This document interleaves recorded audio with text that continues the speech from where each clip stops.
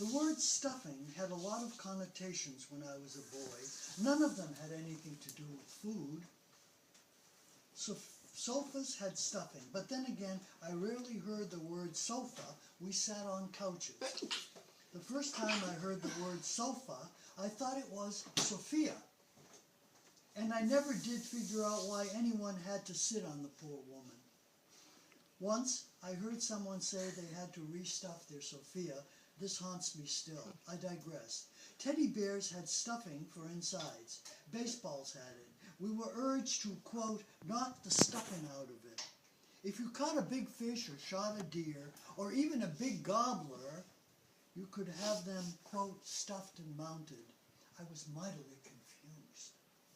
Thanksgiving turkeys, however, did not have stuffing, though sometimes my Aunt Jo did shove a whole stick of margarine in there.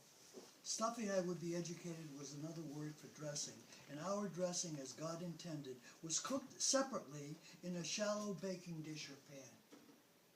It was not something the great cooks in my family were willing to debate. Stick your hand up the back end of a raw turkey? Said my Aunt Gracie Juanita, shaking her head violently from side to side. That is not natural. Ain't even human, my mother said. But the word stuffing was everywhere come November. I heard it on the television, usually accompanied by images of a massive turkey with a golden cascade of breadcrumbs tumbling from its inside. Was I missing out? Why didn't we have stuffing if they had stuffing on Father Knows Best? You ain't missing nothing, my mother told me. I would learn that, like so many things I struggled to understand, it was a Southern thing, like why a faucet inside the house was a faucet, but outside the house it became a hydrant.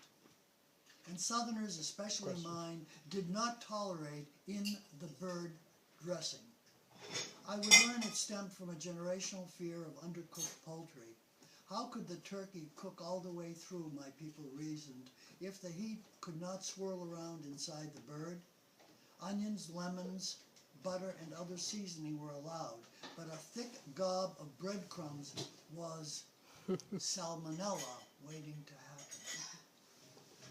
But even if bacteria were not an issue, the cooks in my family would have shunned stuffing for one simple reason: taste. Our dressing started with an iron skillet of cornbread, mixed with onion, sage, and the fatty golden nectar from boiled turkey or chicken, usually the pieces that would otherwise be thrown away. It was baked until a golden crust formed on the top, leaving the inside firm but creamy. Too dry, it set up like a cake. Too wet, and it was a watery mess. It had to be perfect, and usually was.